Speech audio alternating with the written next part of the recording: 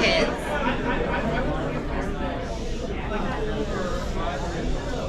Thank you so much for coming today. A little overwhelming, but we're so grateful that so many people can make it. Dad would be thrilled. As you know, he wanted to be celebrated a lot. So, thank you for coming. For anyone who hasn't already seen, there are memory cards on tables, by the bars, all of the things. So go ahead and you can either put your name in a message or anything that you'd like. We would love to see memories of Dad. Or if you don't feel comfortable sharing a memory, we would love to see who's here today. So go ahead and fill that out if you wouldn't mind. So we'll go ahead and get started with the speeches. The first is Dad's brother, Harold.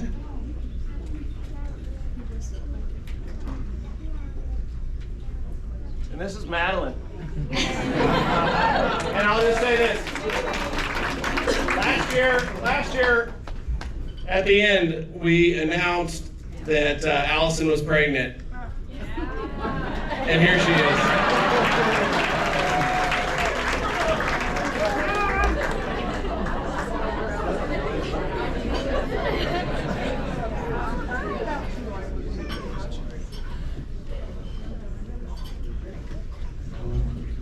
Hello everyone, I'm Harold Peyton, Dean's older brother.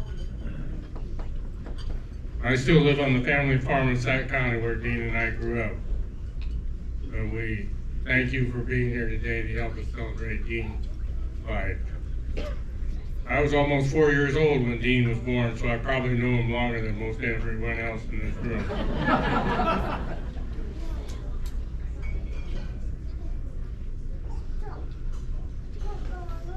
I have to give me a minute to get my composure, sorry. Anyway, many of you have been a huge part of Dean's adult life, but you may not know about his younger days. I want to share a few humorous stories about where his life began. Our parents reached adulthood during the Great Depression. That event had a huge impact on everyone that went through it. It most certainly affected our family values, how Dean and I were raised. Traits of compassion, kindness, trust, and integrity were important to our family. A strong work ethic was paramount. Frugality was essential. I'm not sure that fit Dean. I just caught that. I should have proofread that.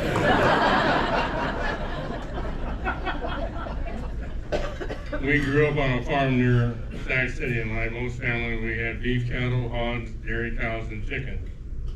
We also grew a huge garden to provide food, preserving all that we didn't eat fresh. We had food for the winter and beyond. We butchered enough meat for the year. Roosters were butchered as well, and the hens were kept to furnish us with eggs. On the farm, we had a brooder house for starting baby chickens, a big chicken house, and another small shed where we stored feed and supplies for the chickens. Both Dean and I had to help feed and gather eggs, which was not a favorite activity for either of us, especially Dean. The hens could get pretty protective when we had to reach into their nest to collect eggs. We had eggs for our family and the hired men. We took the extra eggs to Sac on Saturday and delivered them to be sold. The worst job was cleaning the manure out of the chicken house. The smell was awful, and we just had to get it out of there one scoop at a time. Knowing Dean, you can imagine how much he enjoyed those chores. He never really enjoyed getting his hands dirty. He always claimed that Mom and Dad didn't get rid of the chickens until they went to college. That was just coincidental, I'm sure. When Dean was a little kid, he turned part of that chicken feed storage into his office. He had some cigar boxes there with fake money in it. He liked to play out there and count all his money. It looks like he wanted to become a banker from the time he was little. It's obvious from looking around this room that Dean had a lot of friends. One of his longest friendships was Jay Glaston, who grew up a couple miles from our farm. So of course there were many stories delivering both. I'm sure glad I'm on the program before Jay. I remember one time when Dean and Jay were in Sac City with my mom. I don't know where they were going or why they were riding with Mom, but the car broke down right on Main Street in Sac City. There might have even been a huge traffic jam because of that. I don't know if you remember that, Jay. But anyway, the car had to be towed and took a while. I recall that Dean and Jay were so humiliated by the experience that they laid down on the black floorboard of the car so they wouldn't be seen by anybody they knew. You remember that? I just want to make sure of that when I wasn't just making it up. Here's one you probably don't remember, but Dad always told a story about the time he hired Dean and Jay to pull weeds out of the soybean field. He went out to check on them that day and couldn't find them anywhere. He walked the field row by row until he finally came across the two of them lying down on the ground sound asleep. Apparently they were both and got home late the night before and needed a good nap in the shade of the beans. Even though they were always frugal, our parents, well probably our mom, thought it was important for us to take a family vacation every summer. Usually we drove and stopped to see relatives along the way. Dad always wanted to get in as many miles as possible each day of our vacation. So that created a problem for lodging. In those days, of course, there weren't many hotel chains. There were no cell phones and no Google. Lodging. You know what I mean. When you call Google, they do anything for you. Anyway, you couldn't make reservations ahead of time. And so the way you figured that out back then is you waited till you saw a town coming up with motels there. They were usually mom and pop kind of hotel. We looked for the Best Western motel sites, as those of you remember. And then motels put out a vacancy, neon light, and you saw whether it was vacancy or not a vacancy. You may remember that Dean's obituary mentioned that he was impeccably tidy.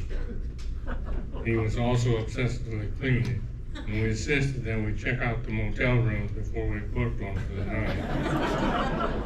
So here's the way it worked. We pulled into a potential lodging place for the night. Dad always asked to see the room before making any commitment about reserving.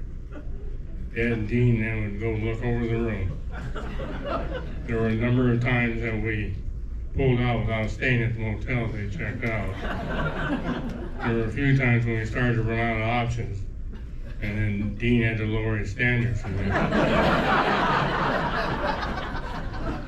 remember one time when we were in South Dakota trying to get a little further down the road, we ran out of options for lodging, and we ended up staying in an old trailer house. Mom was not a happy camper, and neither was Dean. I have more memories of Dean's adventure than you have time to listen to. Dean lived a full life. He loved his job. He loved his family and his friends. He and Diane traveled the world and enjoyed many interesting adventures. Dean always seemed to have a smile on his face. I'm sure all of you have special memories of Dean and Diane. I encourage you to find the time and opportunities to share those memories with Chris and Allison. Thank you.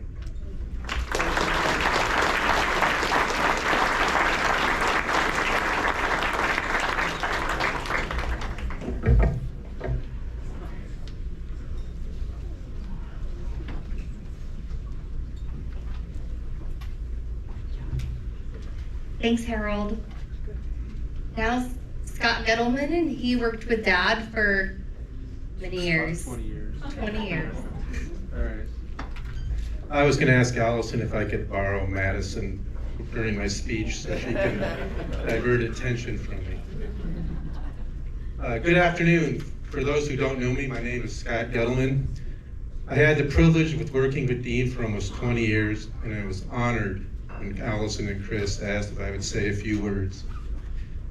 Dean started his career after graduating from Iowa State as a stockbroker. Think the movie of like Wolf of Wall Street. But he quickly transitioned to banking and as he was hired by David Wright to work for Brenton Banks at his Beaverdale office. One of his early responsibilities at the bank was to collect mobile home loans. Think the movie Tin Man. It was at Beaverdale where Dean began his long association with colleagues like Mary Leist and Dave Nagel.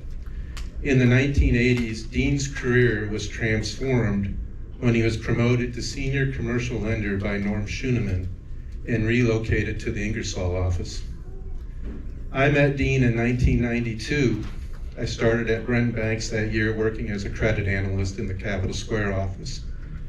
When I became a junior lender in 1994, I moved to the Ingersoll office where Dean worked.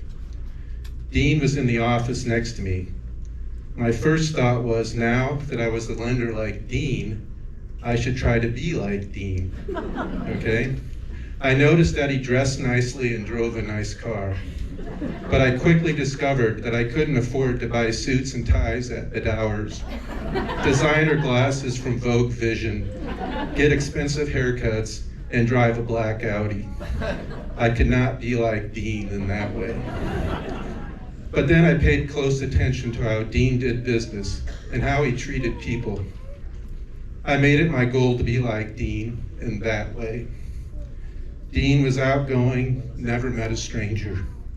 He had a way of putting people at ease right after meeting them. He was a great listener and genuinely cared about his clients. He worked with the bank's largest customers like Hubble Realty, Jester Insurance, and Broadlawns Hospital. With his tact and charisma, he was able to develop many long-term relationships. He was also a great coworker and boss. His charm won over the most challenging employees. I remember a particular employee at the Ingersoll office who intimidated many of us because of her sharp tongue and impatience. Even her secretary would hide from her from time to time. But Dean's charm easily won Miriam over, and she was a different person around him. I heard that.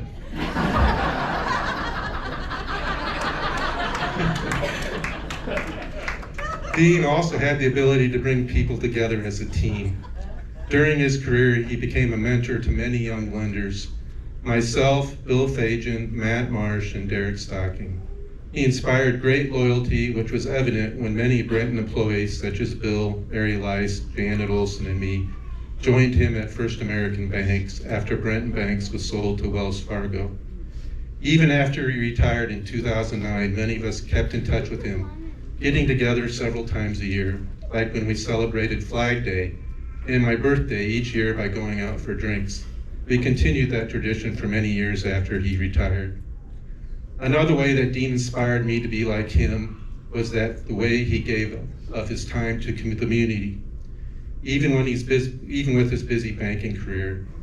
He served on the boards of Polk County Health Services, Youth Emergency Shelter Services, and on the finance committee at Broadlawns Hospital. He was a Rotarian and was also involved with the Des Moines Arts Festival. While my goal as a banker was to be like Dean, that was truly impossible to achieve. No one can match his charm, warmth, business sense, and work ethic. But I'm still striving to be like Dean now that I'm retired. While we were working, my wife and I always called Dean and Diane our retirement role models. Dean and Diane embraced and embodied the ideal retirement lifestyle. As you know, they traveled extensively, visiting 6 of the 7 continents. Some of our favorite conversation topics were, where are you going next? And what's your favorite place to visit? It would change almost every time because they always had a new favorite place like Barcelona or Croatia. In retirement, they continued to give their time to the community through volunteering. Dean was so enthusiastic when he talked about taking Henry, their golden retriever, to visit folks in the hospital. And of course, Dean and Diane treasured their time with the family, hosting family reunions at their Clear Lake house, taking holiday trips to Mexico with their kids and grandkids. It is still my life goal to be like Dean. He was a great mentor, friend, and role model. Thank you, Chris and Allison, for giving me this opportunity to share memories and thoughts about your dad. He was an amazing individual and will be truly missed. Thank you. Thanks, Scott.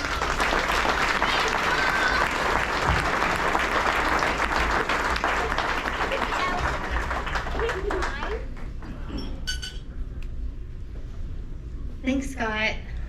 Next up are Jane Sue Glassnapp, some of Mom and Dad's best and oldest friends.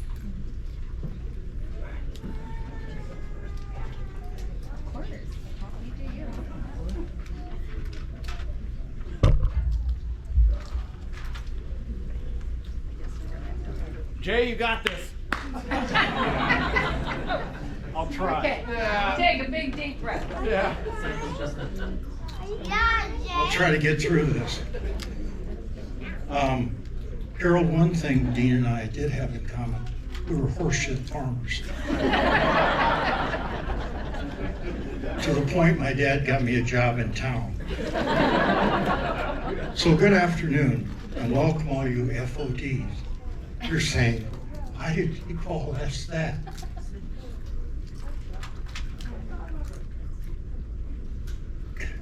I thought I could get through this. FOD was a moniker given to Dean by our tour guide, Marietta, that we used on our travels with the Peytons and the Hayeses to Croatia and Bosnia. She recognized early that everywhere Dean went, he would make friends. She invented the phrase FOD, which stands for Friends of Dean. So once again, welcome all you FODs.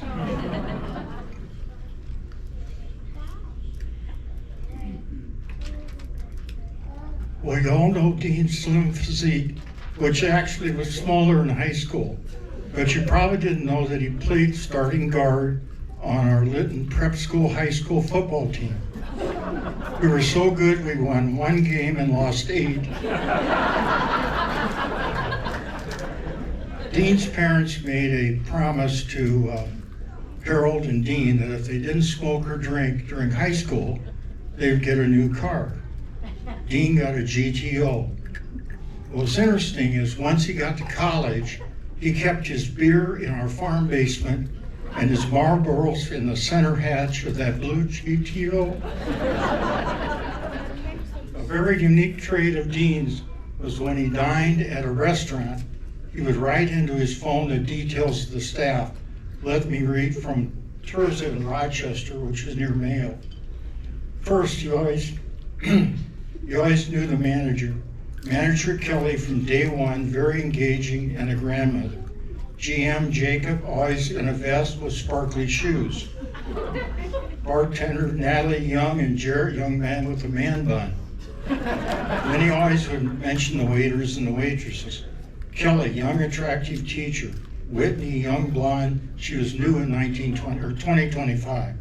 Noah, his hair was slicked back, but he was very polite. Tony had very short hair and he's from New York. And you know what? They all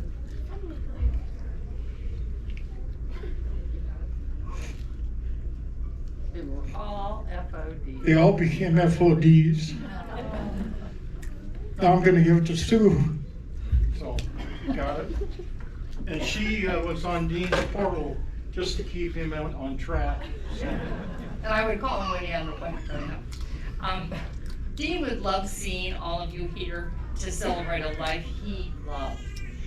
I'm flooded with so many memories. Dean was full of fun, as you know, and I picked a couple that always makes me smile. Last fall, we were with him on one of the trips to Mayo with a stop at Clear Lake. We were having lunch. The next table had 5 hunters all decked out in camo. They had lots of beers all over the table. And then the shot glasses came rolling in. So Dean, he proceeds to go to their table and say, well, I hope you're done hunting for the day or I need to get out of here. I looked at him like, oh dear. One of the guys, who was like 3 times Dean's size, looked very annoyed. Jay and I braced us thinking that we may all die. But luckily the other guys could see he was teasing Only Dane couldn't find new friends everywhere he went. When we were in a catamaran in Croatia, we had signed up for an upgraded booze package, which I'm sure you're all shocked. But we did. Jay asked Lucy, one of the crew, to tell Dean he'd already met his limit. You know, Dean wouldn't like that. And it was gonna cost him more. The look on his face was priceless. He quickly said, "No way." He could tell by the look on our faces that Jay was always messing with him. We were fortunate to be with Dean for 2 weeks in January. Knowing the cancer was no longer containable, Dean faced it with humor and honesty. Watching him hold tiny Madeline, teasing Holden, chatting with Lennon and Collins was a special gift. Chris, Allison, Nick, he was so proud of you. Your courage and love at this time was such a tribute to Dean and Diane. Everyone in this room is so proud of you. You've had a tough year.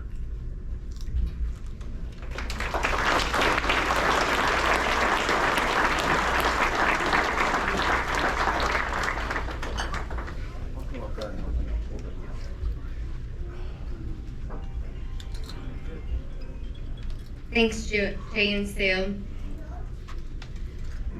Next is Kia. He is my cousin Abby, who is my mom's twins' daughter's son. More enthusiasm. I'm like close to tears. You might be wondering, what am I doing up here? So yes, technically I am Dean's niece's husband, but actually we have something else very special in common, which is I am a fellow Morgan family outlaw. Outlaws, that's right. There's many of us out here. That's what everyone who married into the Morgan family, that's what we call ourselves. And we wear it like a badge of honor. Because yeah, being married to Morgan, pretty tough. Love it.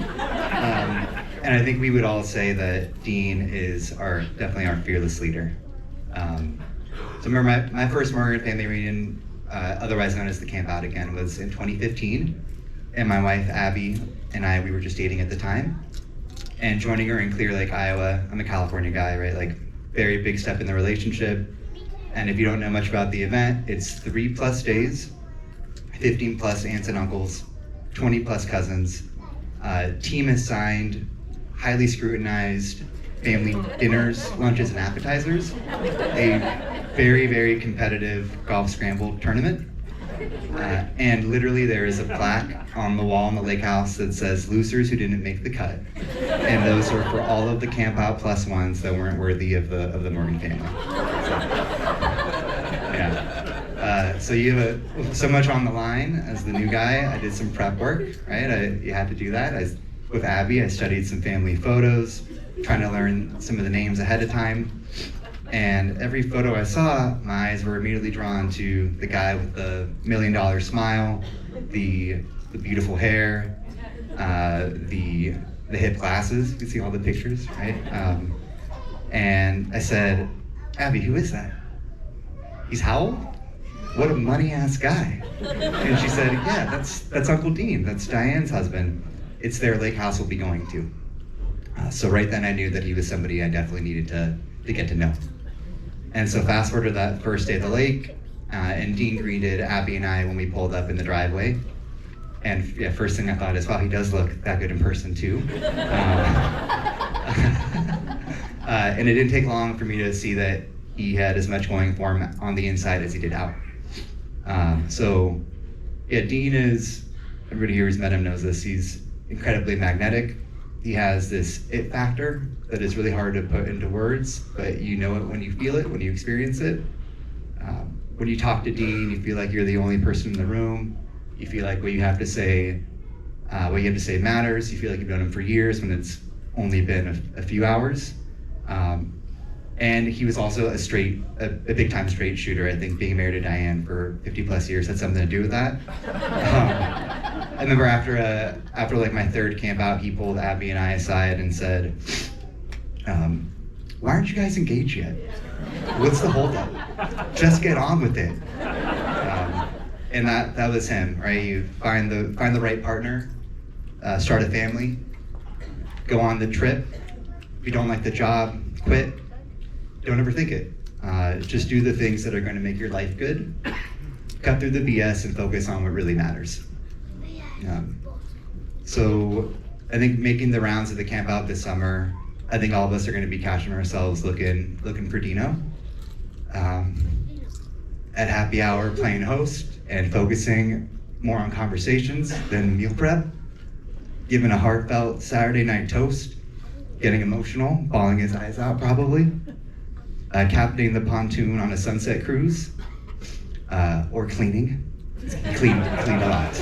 Yeah, cleaned a ton. I don't think it can be overstated how much of a hole losing Dean and Diane leaves in the family and the annual tradition that their generosity has kept alive. So Morgan Family Outlaws, and really everybody else, let's all commit to picking up the slack. In honor of Dean, I hope you'll join me in having that extra whiskey on the rocks, making an effort to be even more present with each other, not being afraid to cry a little or a lot. And of course, as Dino would say, for God's sake, clean up after yourselves. Allison and Chris family, love you guys. Thank you.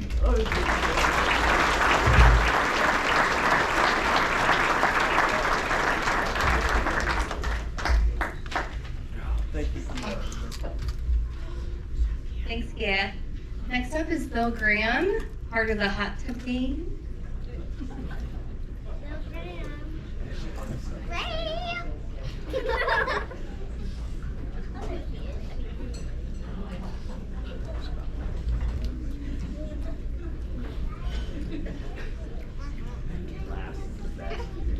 I hadn't planned to acknowledge membership in the Hot Tub Gang,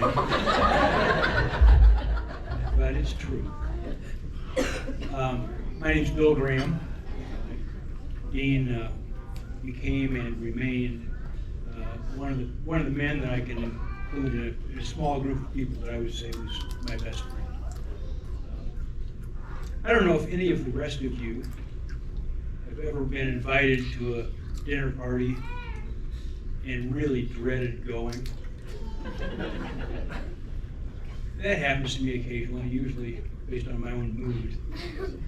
About 35 years ago, my wife Patty and I were invited by my dad, Wes, and my stepmother, Virginia, to come to their house. It was sort of a last-minute invitation, and join them for dinner along with two other couples.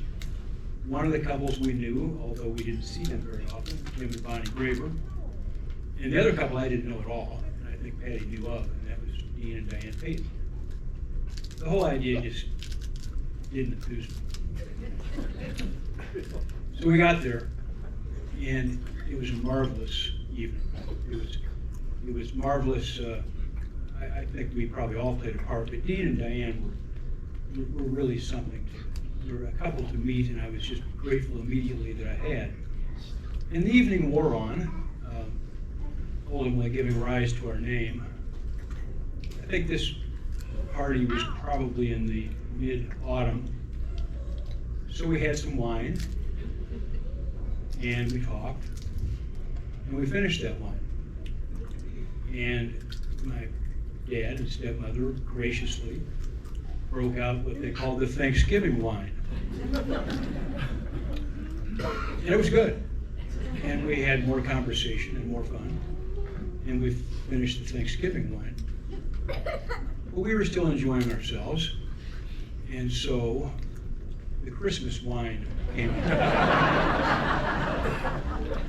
And it was really good.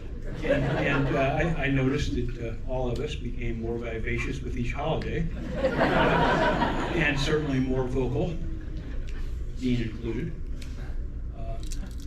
And that, Christmas is a nice ending to the year, but as we all know, maybe, the major Christian holiday, of course, is Easter. And we were out of Christmas wine. And so the Easter wine came out and was finished. We then, having talked about the fact that some of us, certainly Dean and Diane and Patty and I had small children at home, we really should probably get home. The babysitter's not having planned to stay well after midnight. So we agreed to do that. But just to be sure we had a nice send-off, we all eight got into the hot tub. Exactly. And we had a delightful time and talked some more. And then ultimately got home, and miraculously all got home safely. So that gave rise to the name Hot Tub Gang. It also gave rise to a friendship, and friendships that lasted through all of the rest of the time that we knew Dean and Diane. And it was, to me, is a lesson, and you older folks like me don't need the lesson, but maybe the younger ones do. Don't ever pass up a chance to meet somebody new. That dinner changed my life because I was able to develop that friendship with Dean and Diane and renew a friendship with Jim and Bonnie and spend time under the tutelage of my father and my stepmother. During our dinners, we then began to join together for dinners on a monthly basis, roughly, and we traveled some. And in those dinners, we had marvelous conversations that covered politics, religion, social issues, kids, our own health, our own lives. It was truly wonderful. But Dean was always there to sort of be sure things stayed on track. In our group, there were 5 educators, Bonnie and Patty and Diane and Jim and Virginia. So that left my dad and Dean and I. Not surprisingly, that group would talk about teaching a lot. I mean a lot.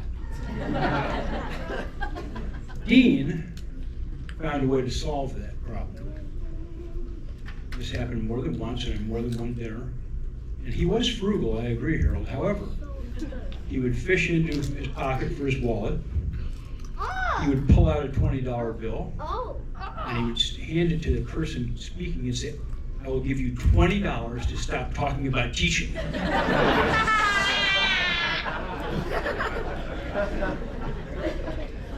On the frugality note, though, I will point out that Dean had a rule that he was forever ridiculed for later, and that was never calculate the tip on the tax. I never heard of that. It can't possibly have saved him much money, but he believed in it pretty strongly. We had a lot of fun in those years, and a lot of wonderful discussions. We traveled some. We behaved badly. We were overly exuberant many times. We tended to be noisy. We all had fun. Sometimes the people around us didn't. It remains unclear to me whether we can or can't ever go back to Kansas City or New Orleans now. Dean, among others, seemed convinced that we definitely may not go back to Kansas City. But if things got particularly out of hand, Dean was very good, particularly with Diane, at quietly cautioning her by saying, "Jesus Christ, Diane."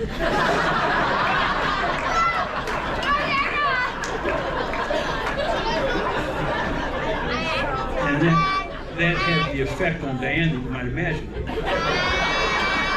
She would give him a look and continue on.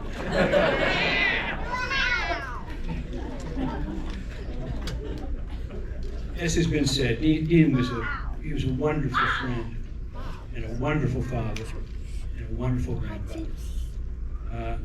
Like probably everybody else here, I admired him so much for all of that and for everything that I came to know about him. Chris and Allison, you've suffered an awful loss over the past year and a half. And on the one hand, I